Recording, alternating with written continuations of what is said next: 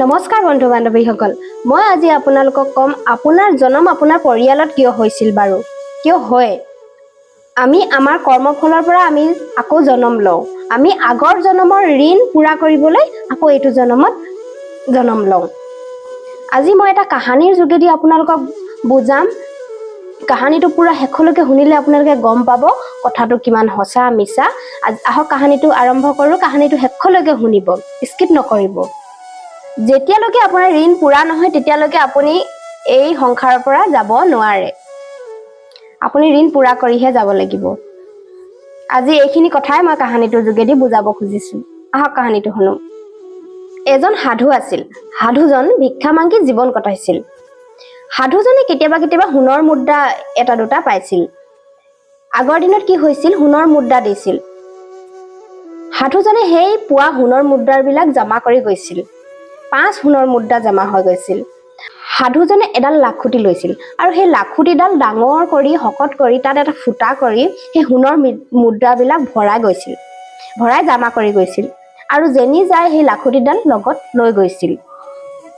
সাধুজনে ভাবিছিল, যেতিয়া মোৰ 5 সোণৰ মুদ্ৰা জমা হ'ব তেতিয়া মই প্ৰয়াগৰাজত কুম্ভ মেলা হয়। প্ৰয়াগৰাজত আজিও কুম্ভ মেলা হয়। ইলাহাবাদত কুম্ভ মেলা, ডাঙৰ কুম্ভ মেলা হয়। তাত কি হয়, বহুত সাধু গোট খায়। সাধু মহাত্মা আহি কুম্ভ মেলাত গা ধুৱে, স্নান কৰে। আজিও হয়, সেই তেতিয়াও হৈছিল।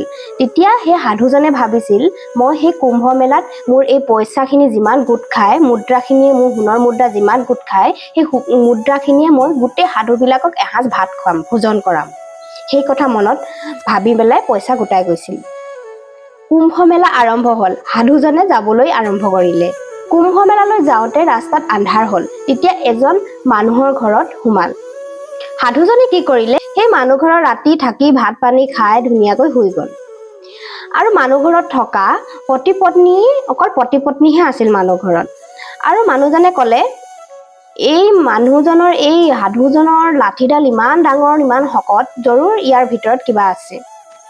তাৰপিছত যেনেকৈ সাধুজন শুলে, ৰাতি সিহঁতে দুইজনে হাজবেণ্ড ৱাইফ দুইজনে সেই লাঠিডাল খুলি পেলাই গোটেই পইচাখিনি উলিয়াই ল'লে। আৰু সেই লাঠিডালত কি ভৰালে, শিলগুটি বালি সুমুৱাই ভাৰী কৰি আকৌ থৈ দিলে। সাধুজন ৰাতিপুৱা উঠিল, দেখিলে ঠিকেই গধু আছে, ঠিকে আছে।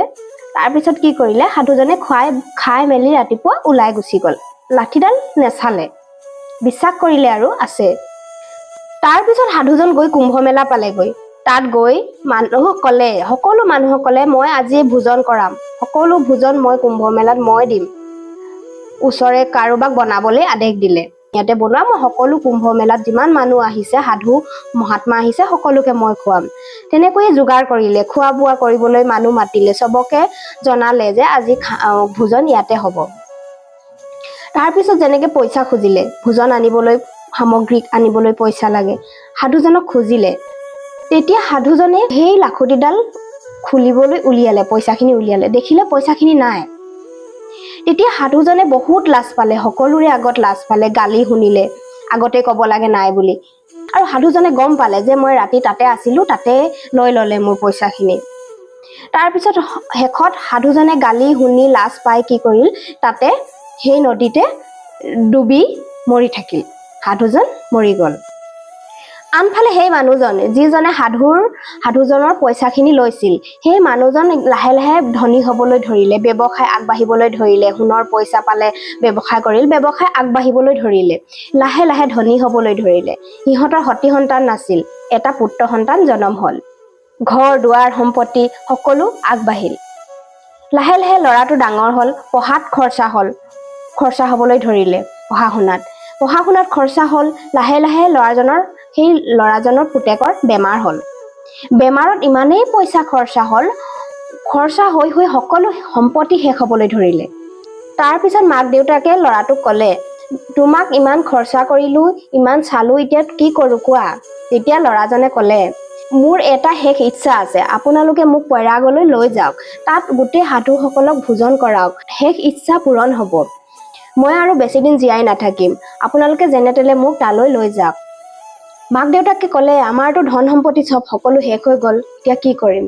তেতিয়া ল'ৰাটোৱে ক'লে মাটি সম্পত্তি ঘৰ বিক্ৰী কৰি দিয়ক, সেই পইচাৰে সেই সাধুসকলক মহাত্মাসকলক আপোনালোকে এসাঁজ ভাত খুৱাব, ভোজন কৰাব, তেতিয়া মোৰ ইচ্ছা পূৰণ হ'ব। মাক দেউতাকে সেয়াই কৰিলে।